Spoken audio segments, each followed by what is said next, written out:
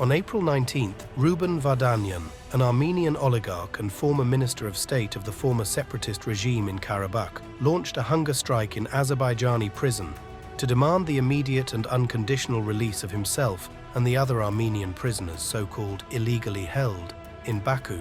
Once called a Russian emissary in Karabakh by the Azerbaijani authorities, Ruben Vardanyan was detained in September 2023 while attempting to leave the former war-torn region after Azerbaijani forces established full control during the anti-terrorist operation. Following the Second Karabakh War in 2020, some Armenian revanchist groups embarked on a new mission to halt the peace process between Azerbaijan and Armenia. In this vein, Ruben Vardanyan, a Russian oligarch who gained notorious fame for the money laundering scheme, rose to power in Karabakh in an attempt to defend ethnic Armenian rights and Karabakh's sovereignty. However, Azerbaijan's firm stance toward the separatist regime in Khankendi left no choice for Ruben Vardanyan but to appeal to various international organizations and governments to promote the idea of independent Karabakh thanks to his fortune. However, due to the position of Azerbaijan based on the rule of international law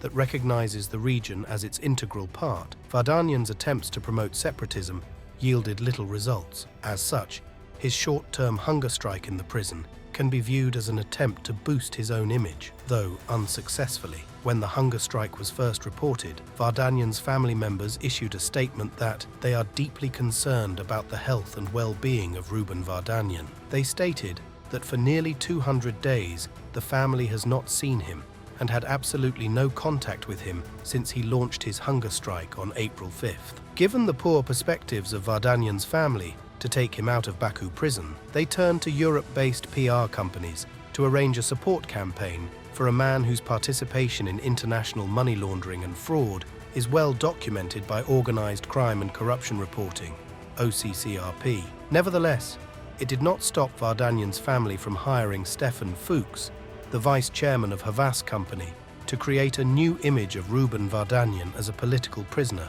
in order to gain international support for his release. The Havas company is the world's leading communication company based in France, while Fouks is well known for his political ties to controversial political leaders and for leading their political campaigns. For example, in 2010, Fouks consulted and led the election campaign of then-president of Côte d'Ivoire Laurent Gbagbo, who was deposed by the opposition and arrested for his notorious role in crime against humanity.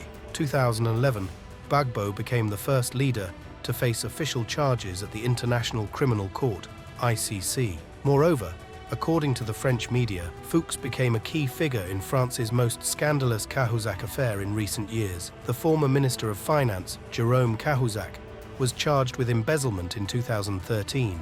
According to various sources, Fouks acted as Cahuzac's consultant to help him fix his negative public reputation. Undoubtedly, Fouks' enthusiasm in promoting the profile of figures closely engaged in corruption and financial fraud came with financial dividends, even though it put Havas company's reputation under question. Consequently, with the push of Ruben Vardanyan's family members, Stéphane Fouks launched an anti-Azerbaijani campaign accusing it of illegal detention of Ruben Vardanyan and conducting an offensive against ethnic Armenian community of Karabakh. Indeed, Fouks' understanding of knowledge of the power dynamics and geopolitical realities in the South Caucasus is poor enough to neglect the order of international law and the relevant resolutions of the United Nations, dubbing the war in Karabakh as an occupation. However, Fouks' position regarding Ukraine, which also faced military aggression from neighboring Russia, is totally different. In his campaign in favor of President Zelensky,